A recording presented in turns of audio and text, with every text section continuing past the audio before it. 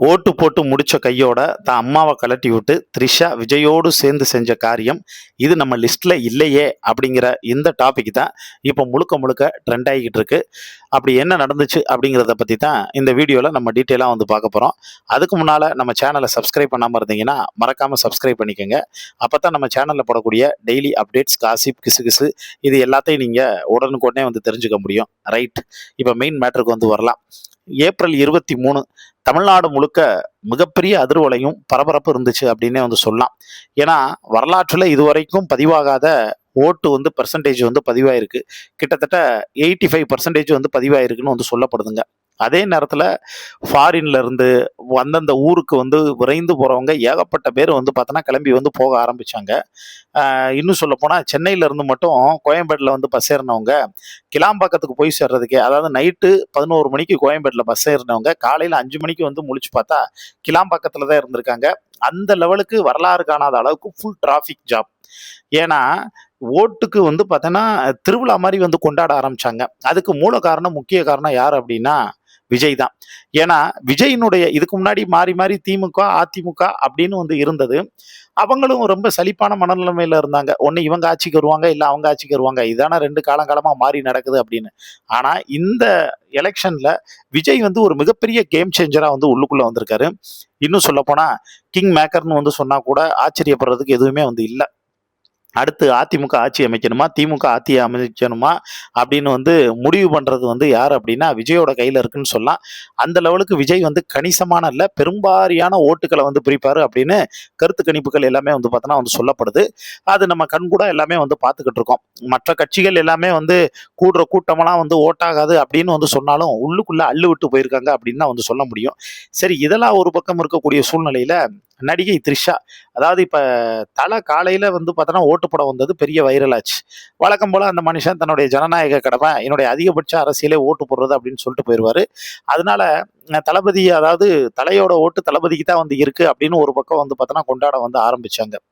இன்னொரு பக்கம் வந்து என்ன ஒண்ணுன்னா த்ரிஷா வந்து பார்த்தோன்னா வர ஆரம்பிச்ச உடனே ஒரு பரபரப்பு தொத்திக்கிருச்சு அப்படின்னே வந்து சொல்லலாம். அதுல நம்ம ஆட்கள் ஒருபடி மேல போய் வருங்கால வந்து பார்த்தீங்கன்னா துணை முதல்வர் த்ரிஷா அப்படின்லாம் வந்து கரகோஷம்லாம் வந்து எழுப்ப ஆரம்பிச்சாங்க.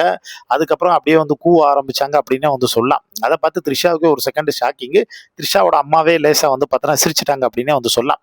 அப்புறம் த்ரிஷாவுடைய அம்மாவும் ஆழ்வார்பேட்டையில வந்து ஓட்டு போட்டாங்க. ஓட்டு போட்டு வெளில போகும்போது தான் வந்து பார்த்தோன்னா ஒரு ஹைலைட்டு என்னன்னா, அப்ப த்ரிஷாவோட அம்மா இல்ல, த்ரிஷா மட்டும்தான் வந்திருக்காங்க.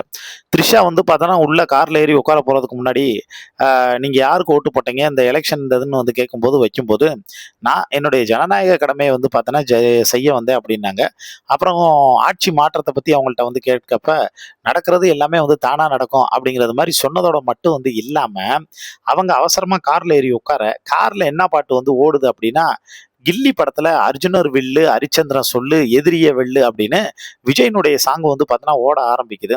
அதை பார்த்த உடனே ரிப்போர்ட்டர்ஸ் எல்லாமே வந்து பார்த்தோன்னா மேடம் அப்படின்னு வந்து இழுக்க ஆரம்பிச்சோன்னே த்ரிஷா வந்து ஒரு சின்ன ஸ்மைல் வந்து பார்த்தோன்னா சிரிச்சுட்டு அவங்க விண்டோவை வந்து பார்த்தோன்னா இமிடியேட்டா வந்து க்ளோஸ் பண்ணிட்டு அங்கிருந்து வந்து கிளம்ப ஆரம்பிச்சாங்க. அதாவது மறைமுகமா தன்னுடைய பெரும்பான்மையான வந்து ஓட்டு விஜய்க்கு தானும், தான் முழுக்க முழுக்க விஜயனுடைய ஆதரவாளர் அப்படிங்கிறதையும் த்ரிஷா வந்து நிரூபிச்சிருந்தாங்க.